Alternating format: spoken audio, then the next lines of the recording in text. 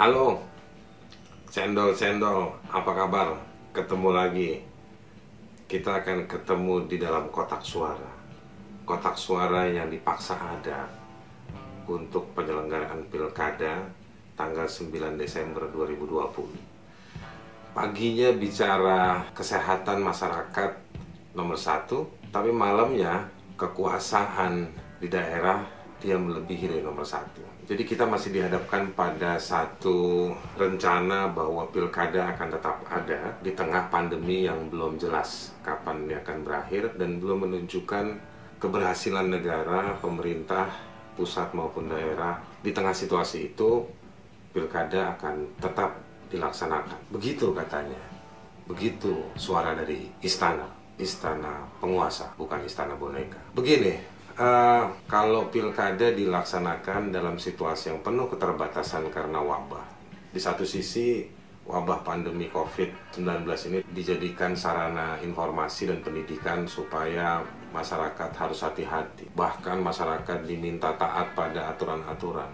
Jangan keluar rumah, jangan banyak nongkrong, bahkan dihukum, diberikan sanksi. Sampai orang udah mulai cari cara untuk menghindar dari sanksi. Yang terbangun suasananya adalah sebegitu pentingnya kita menghadapi wabah ini. Dan memang penting menghadapi wabah ini. Cuma masalahnya, kenapa di tengah-tengah pentingnya wabah yang belum terkendali ini, di tengah pentingnya kita melawan wabah yang begitu masih belum bisa dikendalikan, kok tetap mau dilakukan pilkada? Teknologi tidak akan menjawab. Pembatasan-pembatasan justru menggugurkan esensi kebebasan orang untuk memilih.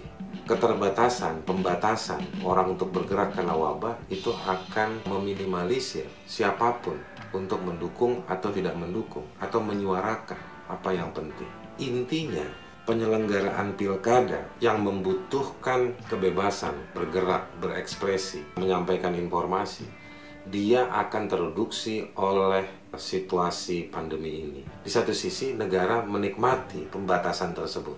Tapi di sisi yang lain, negara tetap mau menyelenggarakan pilkada. Saya yakin betul, demikian juga cendol-cendol pasti yakin betul bahwa istana, pemerintah, parlemen, Senayan, mereka sadar bahwa pilkada ini akan dilaksanakan dengan sangat terbatas, tidak ada kebebasan. Jika perebutan kekuasaan dilakukan dengan minimnya kebebasan, maka kita akan gampang menduga siapa yang akan menang.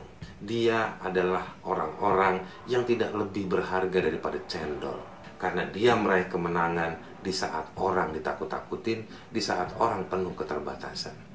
Kesehatan harus diutamakan. Pilkada memang penting, tetapi pilkada bisa ditunda. Pilkada harus dijawab kesiapannya dengan menurunnya, membaiknya kita semua menghadapi pandemi ini. Bahwa pilkada itu juga penting, iya. Dan pasti dengan ditunda, ada juga kelompok-kelompok orang yang nanti akan menikmati jabatan-jabatan PLT.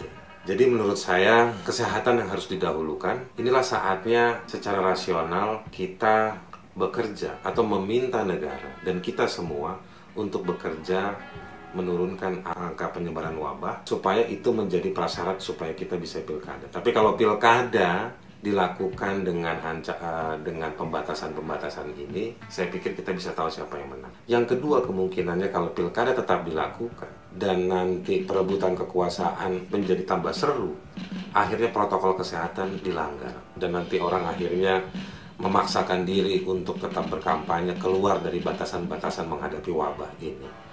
Angkanya bisa memuncak lagi. Atau misalnya orang akan takut dan partisipasi rendah. Dan nanti ketika partisipasi rendah, ada lagi orang yang akan nikmatin. Nanti dia akan robos barangkali ke panitia-panitia lokal yang menghitung suara supaya digelembungkan dan lain-lain.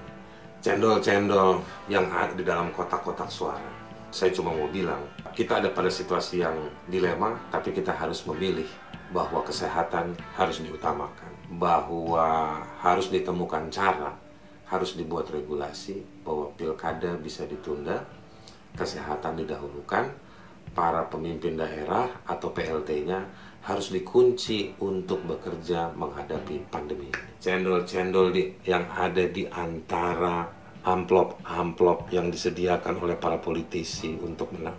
cendol-cendol yang ada di dalam instrumen-instrumen hukum yang akan digunakan untuk merepresi para calon-calon petahana.